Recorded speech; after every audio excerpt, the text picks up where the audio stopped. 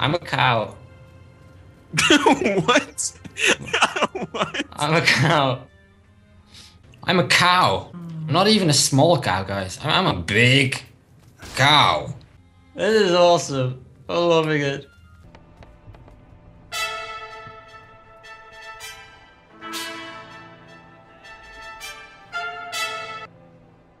Hey there guys, this is Philetic and that was Matt Visual and Tube Elephant there. Well, it was Tube Elephant being the cow if you like.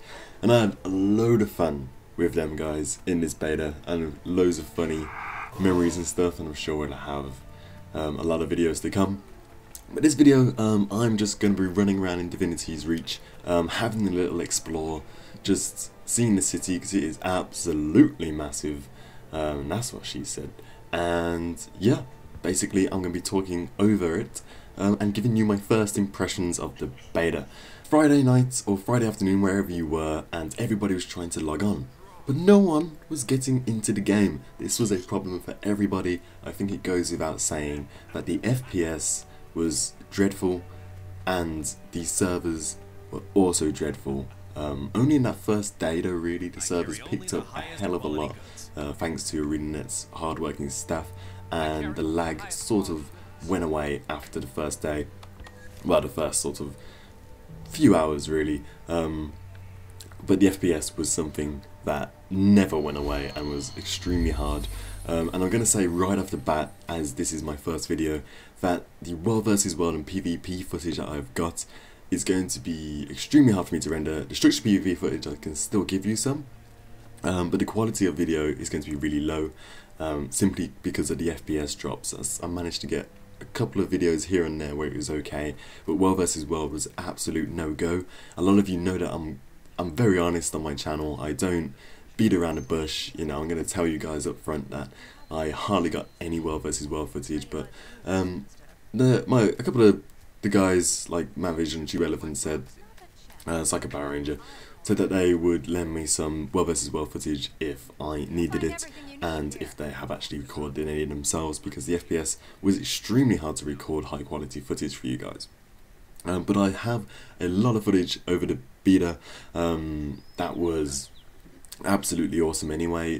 Tons of fun, tons of interesting stuff to see, as you just saw back then, that little not underwater, but the little tunnel that had all the, you know, the fish in it and stuff. It looked absolutely awesome. So, you know, I've got a broad range of footage, but World vs World was one area where it was just way too insane low FPS to actually record. So yeah, FPS troubles for everybody, I think, was the worst factor about the game. However, there was so many good things. I'm so hopeful for Guild Wars 2. ArenaNet are doing such a great job so far. This has been such a long project for them. They've been working on this for years and years and years.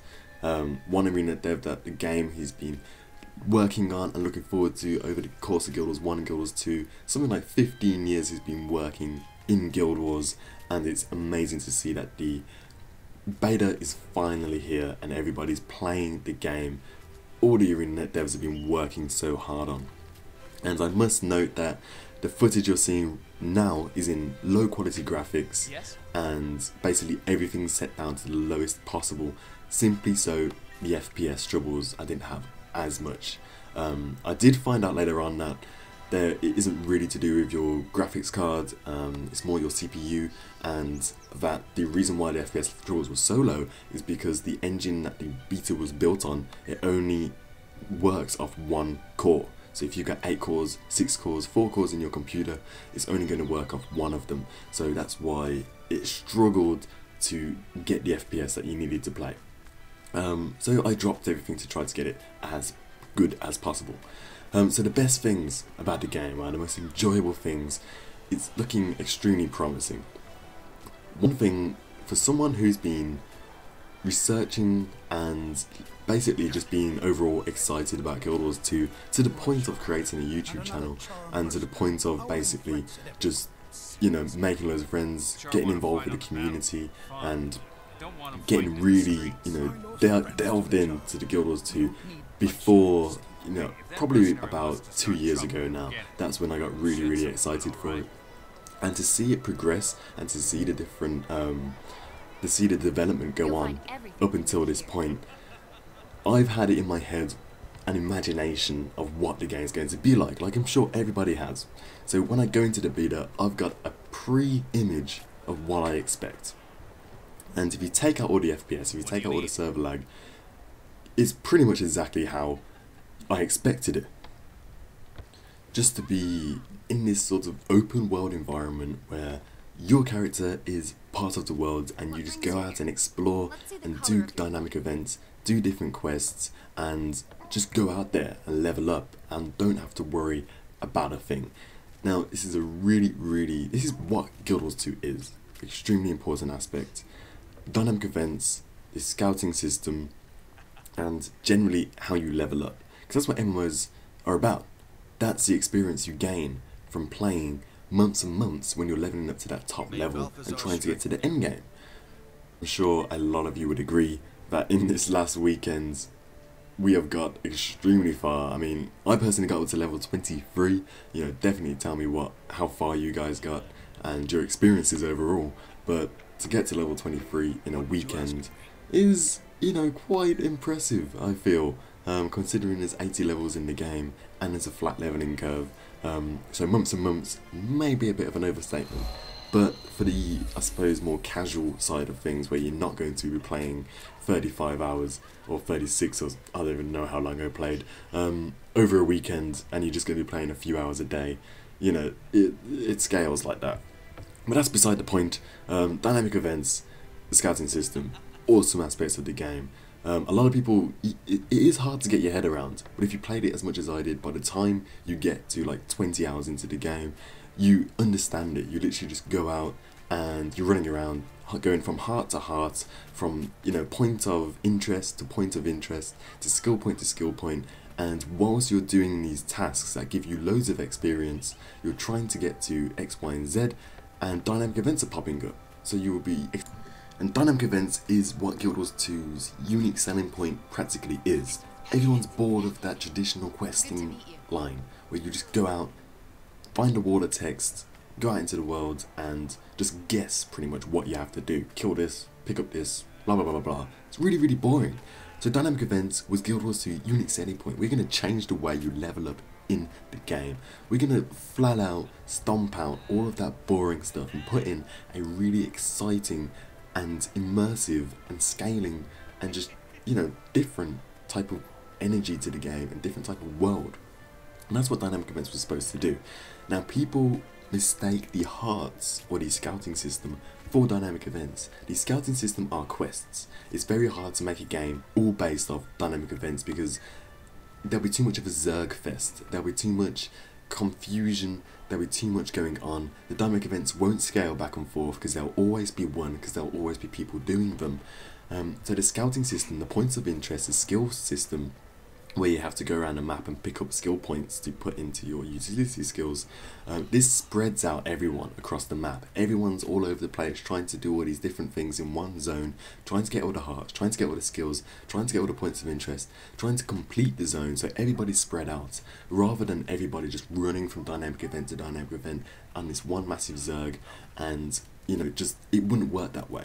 So if you're, a lot of people, but when you've played a hell of a long time, you sort of begin to understand that the basic system of how you level up is going from heart to skill point to point of interest, and whilst you're travelling between these things or whatever you want to travel to, dynamic events are popping up around the world. So you'll just be running to your latest skill point and you'll be running along, and suddenly you look to your left and there's a giant troll that's just popped up out the ground or came out of a cave and starts, you know, destroying people's huts in a village somewhere.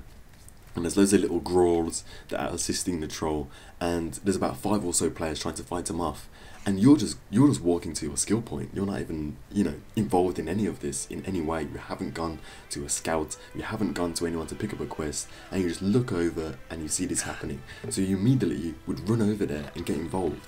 And then there's a contribution system where the amount of contribution you have means, you know, directly affects how much reward you get from it. So as soon as you've killed all the growls and you've defeated the big cave troll, and you've put out the fires, for example, in the little village, then you get rewarded gold, silver or bronze on your contribution. You get karma, gold, and basically you just get rewarded for getting involved. And then after that, you continue on to your skill point. Maybe you pop up another dynamic event, maybe you just get to your skill point, you do this skill point, you get experience, and all you're doing is just wandering around in the world, going from different point to different point, exploring the whole map and getting rewarded for it. In this video, for example, all I'm doing is exploring Divinity's Reach, simply out of interest and simply out of being in one of the biggest cities I've ever been in any MMO and wanting to explore around. And you can see my experience bar increasing simply from going to a different waypoint to different waypoint, different points of interest I'm going to, and just trying to jump over this railing. I wouldn't even be surprised if I managed to do that. It will give me experience for doing it, because that's the sort of game Guild Wars 2 is. Extremely promising. Now, the next best thing I want to talk about is, because you know, there's so much to talk about, I can go on all day. I'm not going to talk about the sort of PvP or World v World. I want to talk about the best things that I found. So the questing system and how you level up, I feel is really important, because that's what the game is. You know, the game is you're leveling up. The game is the world that you're in. So the dynamic event system and the questing system, that's what you're going to be doing for months up until when you reach max level. And from my experience in the beta so far, it's looking extremely promising. They've gotten a ton of feedback from all the little surveys that you took, and they're just going to improve on how dynamic events work. They're going to improve on how the scouting system works, so that when you go out into the game, this is their goal, so that you can explore and get rewarded and level up just by being out in the open and exploring the amazing world of Tyria that Guild Wars 2 and ArenaNet have created, or ArenaNet have created. But the next best thing is definitely the community. Being involved in the YouTube community, I suppose, with you guys, and sort of putting out videos there, interacting with everybody. Everybody's been absolutely awesome on that side of things. External to Guild Wars 2, in-game, everybody's been really awesome. I've been extremely pleased with the community so far. So my concern was, what's the community going to be like in-game, where everybody's, you know, sort of put up against each other, because everybody knows gaming communities aren't the best. There's tons of trolls everywhere, there's tons of people with bad manners. It's really immature sort of community to get into, and that's why it's looked down upon so much. Like, if you look at games like League of Legends, Dota, I suppose, Dota 2, Han, you know, really bad gaming communities, because all it is just trolling, trash talk. It's hilarious, don't get me wrong, it's hilarious, but it's not the best community to be a part of. Guild Wars 2, double thumbs up all over the place. Like, it was amazing.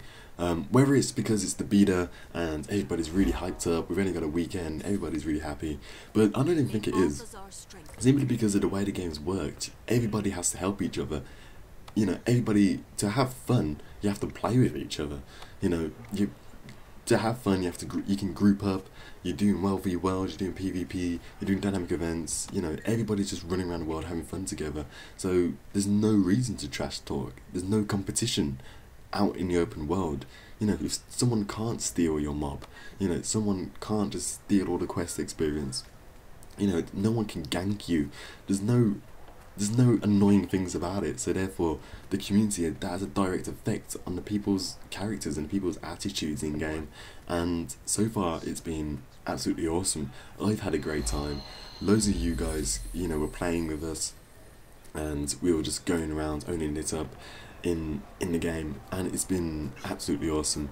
The personal story as well, that aspect of the game is absolutely great. Loving that, because the fact that you're just walking around, exploring the whole map, going to the Char area, going to the Norn area, going to all these different parts of the map, exploring, leveling up, you know, it's sometimes you feel like it becomes a little bit of a grind. I know they sort of said, we've done it like this so it's not going to be grindy, but at the end of the day, if you're trying to level up, you're having to go out there and just kill loads of different things, do loads of different dynamic events, do loads of different quests, so you're grinding for that experience. That's what it is. If you're spending hours and hours doing the same sort of things, that's what it's grinding. But the difference is, it's extremely fun grinding. It's not boring. You know, you don't even know why you're doing this. You don't even know what's going on. I'm just doing it to get quest experience. I'm just doing it to blah blah blah. No. Guild Wars 2, you know why you're doing it. There's loads of voice acting, there's loads of commotion going on. You know, you can visually see the effect on the world. So it's an extremely fun grind, but it's still a grind.